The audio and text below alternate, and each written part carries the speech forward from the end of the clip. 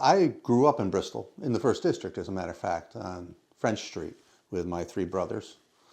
It seems like everybody in town knows my brothers more than they know me at times. But I went to Westwood School, which is now the Senior Center. Was there for 9 years, K through 8th grade. I have a lot of great memories of Bristol. I went to Eastern High School, was very involved in the music, which I still do.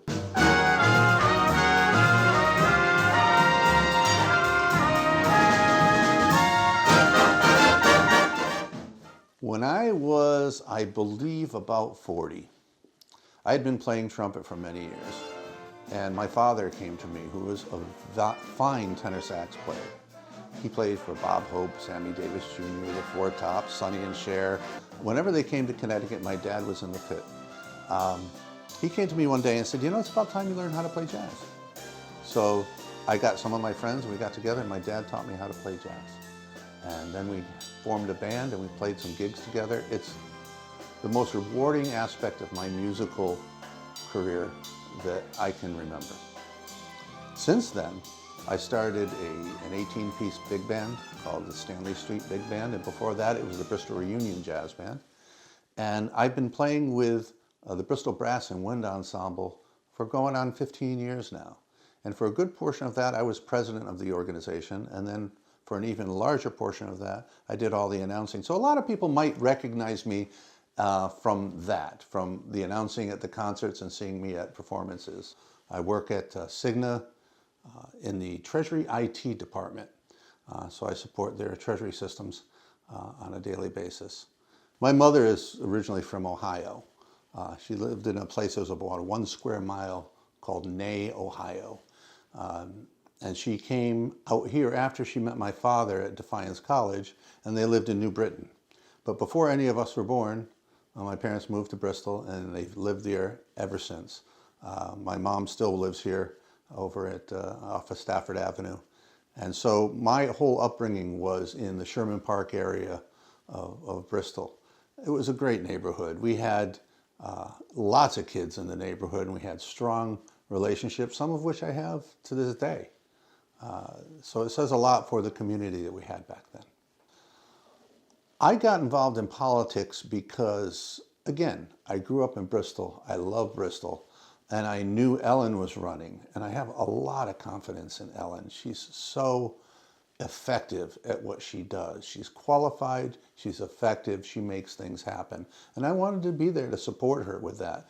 But I also wanted to bring an aspect to City Council that nobody else does, and that's arts and culture. So when I got into office, initially, Ellen and I worked, and I started the Arts and Culture Commission, which is in place today.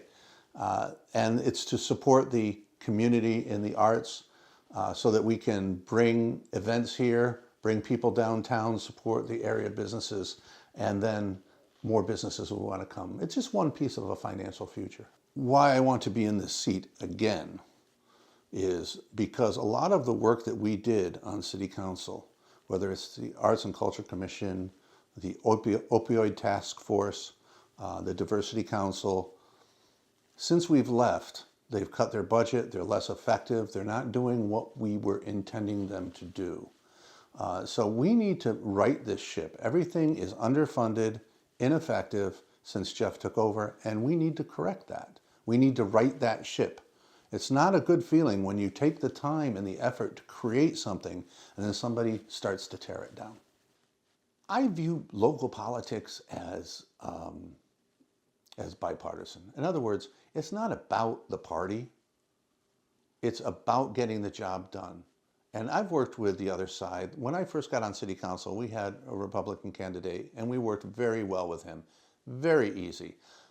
It's not about Republican or Democrat. It's who's qualified, who's not, who can get the job done, and are you willing to work with me? If you're willing to work with me, I'm willing to work for you. There's always naysayers out there. I don't let that get me down. I tend to be a little more positive than that. People are going to say things. Haters are going to hate. But the thing about it is, it's fact. You can't change a fact. It's a fact that we were the architects of downtown, of that whole effort, the planning, the funding, the infrastructure, selling the lots. This downtown project would not have happened without our efforts. For someone to come along and discount what we did and then take credit for the work that's happening downtown is disingenuous at best, lying at worst. As we did in the past, we need to take a look at the biggest challenges that we face as a city. And one of the things that we would do that we've done in the past that is not being done today is we will plan.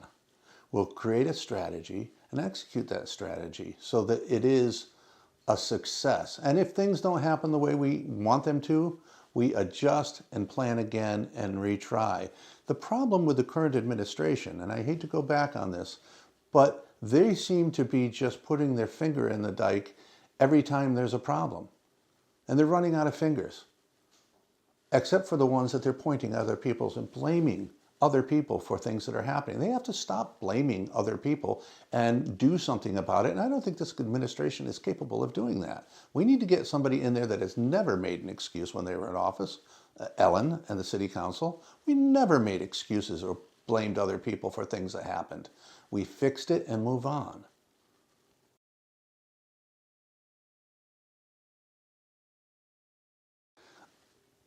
I love Bristol, like many of you. I love Bristol. I grew up in Bristol. I care about Bristol. I have some talents that can come to city council that none of the others have.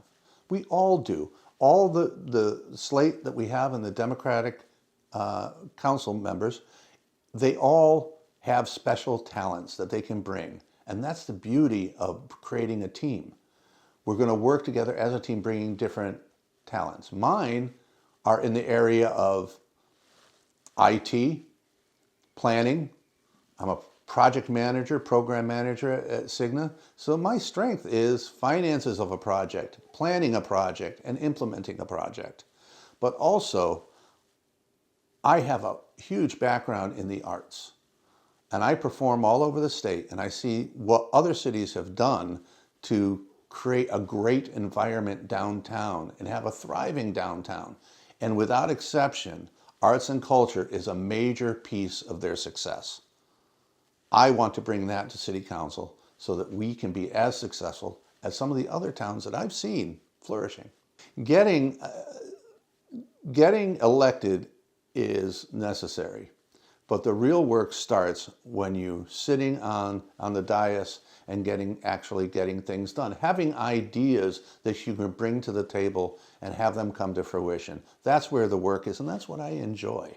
I'm looking forward to actually serving on the council for the 2 years and beyond that, because I think I can be effective at bringing change to Bristol that is needed.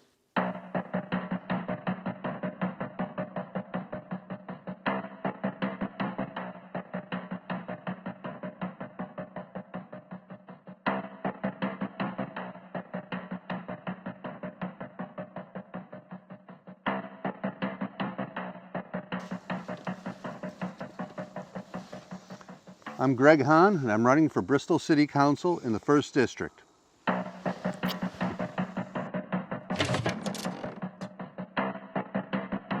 I'm Greg Hahn, and I approve this message.